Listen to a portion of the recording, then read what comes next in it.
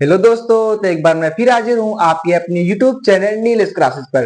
तो आज की क्लास स्टार्ट होने से पहले मस्त होके बैठेगा, चौड़े होके बैठेगा, स्ट्रेस फ्री होके बैठेगा, क्योंकि तुम्हारा भाई फिर आया है एक और तबाही लेक्चर साथ। ठीक है, तो चलिए जो आज का हमारा जो टॉपिक है, जो हमारा एजेंडा है, उसे शुरू करने से पहले मैं कुछ रिकैप करा देता हूँ आपका। ठीक है, कि जो हमने पिछले क्लास में हमने क्या क्या पढ़ा था। तो देखिए, जो हमने पिछले क्लास में लेक्चर नंबर 1 था, ये हमारा लेक्चर नंबर 2 है। जो हमने टेंस पढ़ा था, प्रेजेंट इंडेफिनिट टेंस में हमने अफर्मेटिव तक कवर कर लिया था। ठीक है, तो आज हम लोग कहाँ शुरू करेंगे, प्रेजेंट इंडेफिनिट टेंस का निगेटिव मतलब।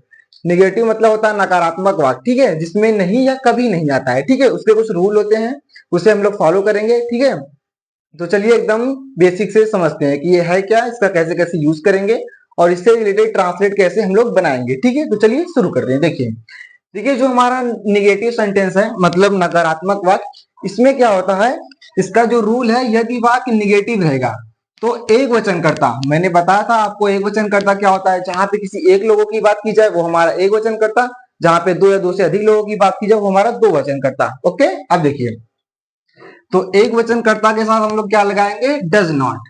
ठीक है, तथा बहुवचन कर्ता के साथ हम लोग क्या लगाएंगे, डू नॉट। और का प्रयोग करेंगे, तथा उसके बाद हम लोग क्या करेंगे, वर्ब का फर्स्ट फॉर्म, जो हमारा मेन वर्ब रहेगा उसमें हम लोग फर्स्ट फॉर्म वर्ब उसका फर्स्ट फॉर्म लिखेंगे, तथा जो हमारा हेल्पिंग वर्ब रहेगा उसमें हम लोग क्या लगाएंगे, डू या डस लगाएंगे। ठीक है, डू या डू नॉट और डस नॉट। ठीक है, तो अब देखिए जो हमारा स्ट्रक्चर है इसी को हम लोग फॉलो करेंगे। देखिए इसमें क्या बताया है, सबसे पहले हम लोग क्या लिखेंगे, सब्जेक्ट। सब्जेक्ट के अनुसार हम अपना क्या लगाते हैं, हेल्पिंग वर्ब की। अगर एक वचन करता रहेगा तो डज लगाएंगे, बहुवचन करता रहेगा तो डू लगाएंगे। फिर उसके बाद नकारात्मक वाक्य है तो नहीं के लिए नॉट लगाएंगे, और जो हमारा मेन वर्ब रहेगा उसका फर्स्ट फॉर्म, फिर ऑब्जेक्ट लिखेंगे, फिर अदर वर्ड होगा तो उसे लिखेंगे। ठीक है, अब देखिए जैसे हमारा है, मैं दूध नहीं पीता हूं। ठीक है, अब देखिए स्ट्रक्चर को देखते रहेंगे, इसको फॉलो करेंगे। ठीक है, देखिए सबसे पहले बोल रहा है सब्जेक्ट लिखने के लिए। सब्जेक्ट हमारा क्या है, मैं। तो मैं हमारा, मैंने अगले क्लास में बताया था, ये हमारा बहुवचन करता है। ठीक है, तो मैं की स्पेलिंग हो गई आई। ठीक है, आप देखेंगे ये हमारा क्या है, बहुवचन करता है। तो इसके बाद हम लोग मेन वर्ब जो हमारा हेल्पिंग वर्ब है उसमें हम लोग क्या लिखेंगे, डू लिखेंगे। ठीक है, डू नॉट, नहीं के लिए नॉट, तो हमारा क्या हो जाएगा, डू नॉट।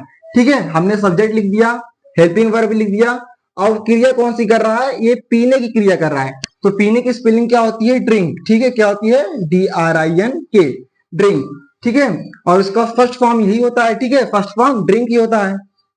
ड्रिंक हो गया, और ऑब्जेक्ट हमारा क्या कर रहा है, दूध पी रहा है, ड्रिंक मिल्क। ठीक है, ऑब्जेक्ट हमारा क्या कर रहा है, दूध पी रहा है, और अदर वर्ड इसमें नहीं है। तो मैं दूध नहीं पीता हूं, I do not drink milk, या ड्रिंक द मिल्क भी कर सकते हैं। ठीक है, तो देखिए हमने पहले क्या किया, पहले सब्जेक्ट लिखा, फिर सब्जेक्ट के अनुसार ये हमारा एक वचन करता है कि बहुवचन करता है, इसके अनुसार हमने अपना हेल्पिंग वर्ब लगाया। ये हमारा बहुवचन करता था इसलिए हमने डू नॉट लगाया। उसके बाद क्रिया कौन सी कर रहा था, पीने की कर रहा था। इसमें दिया है वर्ब का फर्स्ट फॉर्म लिखेंगे, हमने ड्रिंक का फर्स्ट फॉर्म लिखा। ठीक है, ऑब्जेक्ट हमारा क्या था, पी रहा था, क्या पी रहा था, दूध पी रहा था, तो उसको मिल्क लिख दिया, ही do not, I do not drink milk. ठीक है, आई होप आपको यहाँ तक समझ में आ गया होगा। अब दूसरा देखिए, धोबी। धोबी कपड़े नहीं धोता है। देखिए बहुत ही अच्छा है। देखिए पहले हमको ये जानना पड़ेगा धोबी की स्पेलिंग क्या होती है। ठीक है, धोबी को इसकी इंग्लिश में बोलते क्या है, इसको बोलते हैं वाशर मैन। ठीक है, वाश मतलब धोना, मैन जो कपड़े धोता है उसे हम लोग क्या बोलते हैं, वाशर मैन। अब देखिए स्ट्रक्चर को फॉलो करते चलेंगे। सबसे पहले बोल रहा है सब्जेक्ट लिखेंगे, सब्जेक्ट हमारा क्या है, धोबी, तो हम लोग क्या लिखेंगे, द वाशर मैन। ठीक है, द वाशर मैन। मैं थोड़ा सा इरेज कर देता हूँ, ठीक है, जगह नहीं है। ठीक है, ये तो हो गया हमारा। ठीक है, आप लोग स्क्रीनशॉट ले लीजिएगा। देखिए इसका करते हैं, सबसे पहले क्या लिखेंगे, सब्जेक्ट। तो यहाँ पे क्या हो गया, द वाशरमैन। ठीक है, अब देखिए जो हमारा ये धोबी है वो क्या है, एक वचन करता है, मतलब ये अकेले धो रहा है, कोई इसके साथ दो या दो से अधिक लोग नहीं है। ठीक है, तो ये हमारा क्या हो गया, एक वचन करता हो गया। तो एक वचन कर्ता के साथ हम लोग क्या लिखते हैं, डस लिखते हैं, डस नॉट। ठीक है, नॉट क्यों लिखा आप तो जानते ही हैं, ये नहीं के लिए। ठीक है, सब्जेक्ट हमारा लिख दिया हमने पहले, उसके बाद जो हमारा हेल्पिंग वर्ब था उसे लिख दिया। अब क्रिया कौन सी कर रहा है, धोने की क्रिया कर रहा है, धोने का, धोने को क्या बोलते हैं, वाश। ठीक है, वाश, क्या धो रहा है, ऑब्जेक्ट हमारा क्या है, क्या धो रहा है, कपड़े धो रहा है, वॉश द क्लॉथ्स। CLOTHES, ठीक है। तो आई होप कि आपको यहाँ तक समझ में आ गया होगा। सबसे पहले हमने क्या लिखा, इसमें धोबी कपड़े नहीं धोता था, इसका हम लोग ट्रांसलेट करने से पहले इसका जो हमारा स्ट्रक्चर था उसको हमने देखा कि सबसे पहले सब्जेक्ट है, सब्जेक्ट को हमने द वाशरमैन लिख दिया। उसके बाद ये जो हमारा धोबी था वो एक वचन करता था, इसलिए हमने इसके स्थान पे क्या लगा दिया, डज नॉट लगा दिया। फिर उसके बाद दे रहा है कि क्रिया का फर्स्ट फॉर्म लिखिए कि वह कौन सी क्रिया कर रहा है, तो ये धोने की कर रहा था, वाश कर रहा था, तो हमने वाश लिख दिया। उसके बाद ऑब्जेक्ट हमारा क्या धो रहा था, कपड़े धो रहा था, ठीक है, कपड़े धो रहा था, तो वहां उसका क्या लिख दिया, क्लॉथ लिख दिया। तो the washerman does not wash the cloth. I hope कि आपको समझ यहाँ तक समझ में आ गया होगा। अब चलते हैं अफर्मेटिव में, ठीक है। अब देखिए अब आगे चलते हैं। अब हमारा जो है इंट्रोगेटिव सेंटेंस, ठीक है, प्रश्नवाचक वाक्य। मतलब ये क्या होता है, देखिए अपने जो प्रश्नवाचक जो शब्द होते हैं, क्या, कब, क्यों, कैसे, व्हाट, वेयर, ठीक है, ये सब जो होता है, ये सब जब आते हैं और उसका एक मेन पहचान होता है, उसमें एक क्वेश्चन मार्क बना रहता है, जिसे हम लोग क्वेश्चन मार्क बोलते हैं, इसी को प्रश्न सूचक शब्द बोलते हैं, ठीक है। वाक्य के लास्ट में, अंत में लगा ही रहता है, ठीक है, इसी से इसकी पहचान होती है। और प्लस क्या, कब, क्यों, कैसे, ये सब आते हैं, ठीक है। तो इसके रूल क्या है, इसमें हम लोग क्या करते हैं, जो प्रश्नवाचक वाक्य है, देखिए यदि वाक्य क्या से प्रारंभ होता है, पहली बात देखिए ये दो प्रकार के होते हैं। एक तो जो है क्या, कब, क्यों, कैसे, तो पहले आ सकता है या तो बीच में आ सकता है। जैसे क्या वह लिखता है, ठीक है, ये हो गया। और जब ये क्या, कब, क्यों उससे बीच में आता है तो देखिए हम लोग क्या बोलते हैं, वह है क्या। अगर मैं यहाँ बीच में क्या लगा दूं, वह है क्या लिखता है, ठीक है। तो ये दो प्रकार के होते हैं। तो हम लोग जो पहला पढ़ रहे हैं जिसमें क्या, कब, क्यों, कैसे पहले आते हैं, ये उसका रूल है, ठीक है। तो देखिए लाइट भी आ गया है, ठीक है। तो देखिए अब जो हमारा है, यदि वाक्य क्या से प्रारंभ होता है, वो कर्ता से पहले, देखिए रूल देखिए, कर्ता से पहले हम लोग क्या लिख देते हैं, डू या डस लिख देते हैं। किसके अनुसार, कर्ता के अनुसार। जैसे अगर कर्ता एक वचन का रहेगा तो डस लिखेंगे, अगर कर्ता बहुवचन का रहेगा तो डू लिखेंगे। तो डस का प्रयोग करते हैं और फिर कर्ता को लिखते हैं, फिर उसके बाद हम लोग कर्ता को लिखेंगे, ठीक है। फिर मेन वर्ब का हमारा फर्स्ट फॉर्म लिखेंगे, फिर ऑब्जेक्ट लिखेंगे, फिर अदर वर्ड लिखेंगे। आई होप ये समझ में आ गया होगा। अब एग्जाम्पल लिखिए, उसे इससे आपको पूरा क्लियर हो जाएगा। अब बहुत लोग सोचते हैं सर ये क्रिया और यह सर इसे इसे बनाने में भूल जाते हैं। मैं आपको एक ट्रिक देता हूँ, ठीक है, उससे आप लोग रिमेम्बर कर पाएंगे हमेशा। देखिए जैसे मान लीजिए, जैसे जो हमारा एक क्रिया होता है, जो ये हमारा हेल्पिंग वर्ब है, इसका ये क्या होता है, ये क्यों लग रहा है सर। देखिए जैसे खाना कितना भी टेस्टी क्यों ना बन जाए, अगर उसमें नमक ना पड़े तो खाना अच्छा नहीं रहता। ठीक उसी प्रकार से आप टेंस को कितना भी बना लीजिए, कितना भी कुछ कर लीजिए, अगर आपने ये हेल्पिंग वर्ब नहीं लगाया है तो आपका टेंस गलत माना जाएगा, रॉन्ग हो जाएगा, ठीक है। तो देखिए इसीलिए जितना खाने में नमक का महत्व होता है, उतना ही उससे उससे ज्यादा जो हमारा ग्रामर होता है उसमें हेल्पिंग वर्ब का महत्व होता है, ठीक है। आई होप कि आपको यहाँ समझ में आ गया होगा। देखिए देखिए यदि वह क्या से हो शुरू, देखिए क्या वह लिखता है, देखो मैं आपको एक ट्रिक बता देता हूँ, उससे आप उसे बोलते बोलते समझ जाएंगे, ठीक है। देखिए यदि वाक्य क्या से हो शुरू, बताए मेरे गुरु, और दिल न करे ढक से, क्या की अंग्रेजी लिखे नमक से। नमक हमारा क्या है, डू या डस। अब इसकी हम अंग्रेजी कैसे लिखेंगे, जैसे मान लो हुआ है, यदि वाक्य क्या से हो शुरू, बताए मेरे गुरु, दिल न करे धक से, और क्या की अंग्रेजी लिखे नमक से। नमक हमारा क्या है, डू या डस, ठीक है, किसी से कहिएगा मत। देखिए वह हमारा क्या है, एक वचन करता है, वह हमारा क्या है, एक वचन करता है। तो क्या की अंग्रेजी ना लिख करके हम लोग क्या लिखेंगे, नमक लिखेंगे। नमक बोले तो आई मीन हेल्पिंग वर्ब लिखेंगे, और वो भी किसके अनुसार, कर्ता के अनुसार। कर्ता हमारा एक वचन का है तो हम लोग क्या लिखेंगे, डज, सॉरी, तो हम लोग क्या लिखेंगे, डी ओ ई, यस, डस।